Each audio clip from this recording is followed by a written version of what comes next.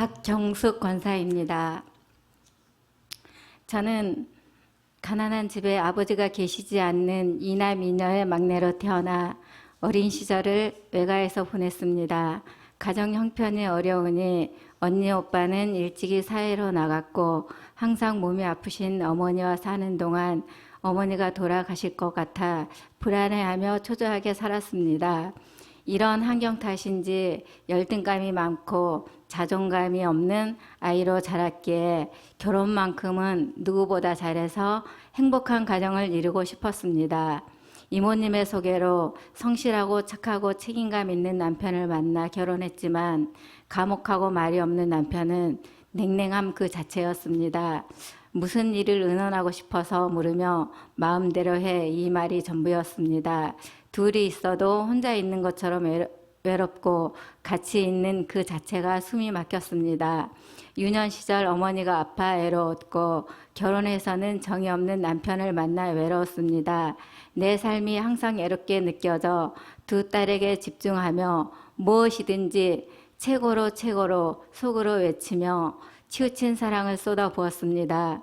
그러는 가운데 사람이 많은 곳 교회를 가고 싶은 마음이 있었지만 특별히 교회 가자고 전도할 사람도 없고 길거리에서 전도하시는 분들을 만나면 다음에 갈게요 라고 하면서 발걸음이 쉽게 옮겨지지 않았습니다.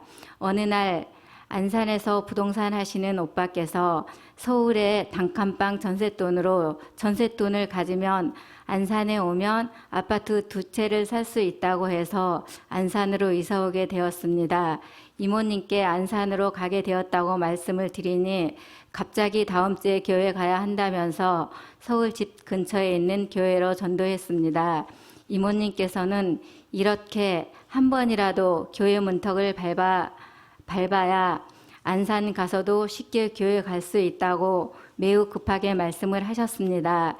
안산에 온 지 얼마 지나지 않아 안산중앙교회로 전도되었고 교회 다니는 것이 큰 축복이고 기도하면 무엇이든 마음의 소원이 다 이루어진다는 설교가 달게 들렸습니다. 공예배는 물론 새벽 수요, 철야, 일천번제를 드리며 모든 예배를 빠짐없이 그리고 열심히 참석했습니다. 모든 예배에 열심을 내니 신앙생활 잘하는 자매로 인정을 받았고 더욱더 열심히 섬겼습니다. 원로 목사님께서 은퇴하시고 아들들 중에 한 분이 오신다기에 저는 속으로 쌍둥이인 형님 목사님께서 오시기를 바랬는데 느닷없이 동생 목사님, 박은성 목사님이 오셔서 긴 시간 동안 힘들었지만 하나님의 뜻으로 인정하게 되었습니다. 그러나 내가 기대했던 것과는 아무 상관없이 그동안 신앙생활을 하면서 한 번도 들어보지도 못한 말씀을 하시며 인간은 100% 죄인이다. 고난이 축복이고 인생의 목적은 행복이 아니고 거룩이다. 60평생 양육을 받았는데 무슨 양육을 받아야 한다고 하고 말씀이 들리지 않아도 붙어 있으면 수지 맞는 인생이다는 말씀들이 해석이 되지 않아 길을 닫게 되었고 말씀이 전혀 들리지 않으니 예배 시간은 저에게 있어서 가장 큰 고난의 시간이었습니다. 다른 지체들은 말씀이 들린다는데 저는 예배 시간에 앉아 있을 뿐 들리지 않으니 열등감에 빠졌고 마음은 더욱더 강팍해져서 결국 교회를 나가야겠다고 남편에게 알렸습니다. 결혼해서 한 번도 소통을 해본 적이 없었는데 교회를 나가자는 말에는 유일하게 소통이 되었고 남편은 적당한 핑곗거리가 없으니 이사 갈 때까지만 같이 있자고 했습니다. 결혼을 해서 처음으로 조언을 해준 남편이었기에 교회를 나가야 하는 이유가 확실했고 이사 가는 날도 확정이 되었으니 양육을 받고 나가면 폼이 날 것 같았고 또 전도사님께서 양육을 받으면 나가도 된다고 해서 우아하게 교회를 나갈 수 있겠다 싶어서 양육을 받기로 마음을 정했습니다. 10주 양육은 교회를 떠나야겠다는 소망으로 어려움 없이 마칠 수 있었고 20주 양육은 여러 지체들이 한자리에 앉아 고난들만 나누니 공감이 되지 않아 고난이었습니다. 30주 양육은 나의 찌질함과 공감이 안 되는 저의 죄를 조금이나마 얘기할 수 있었습니다. 양육자는 내 죄 때문에 모세처럼 중보 기도로 대신에 회개하시고 권면하시며 같이 공동체에 붙어만 가자고 권면을 해주시니 여기까지 올 수 있었습니다. 베드로전서 2장 9절 너는 택하신 족속이요 왕 같은 제사장이요 거룩한 나라요 그의 소유가 된 백성이니 이는 너희를 어두운 데서 불러내어 그의 기이한 빛에 들어가게 하시니의 아름다운 덕을 선포하게 하려 하심이라.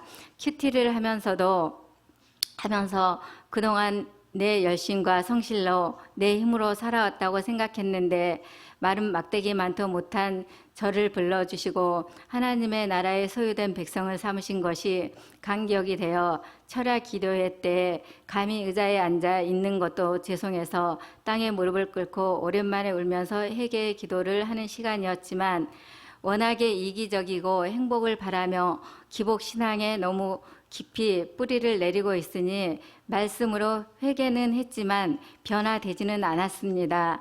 40주 양육을 통해 내 열심 때문에 직장 상사에게 경계를 넘어 순종하지 못한 죄와 말씀이 들리지 않아 예배 시간에 길을 닫고 하나님의 일하심을 막는 죄와 공동체를 떠나려 했던 악이 생각났고 나밖에 모르고 베풀지 못한 이기적인 사람이라는 것과 내가 힘들거나 인정하고 싶지 않으면 까마득하게 잊어버리는 해피 성향이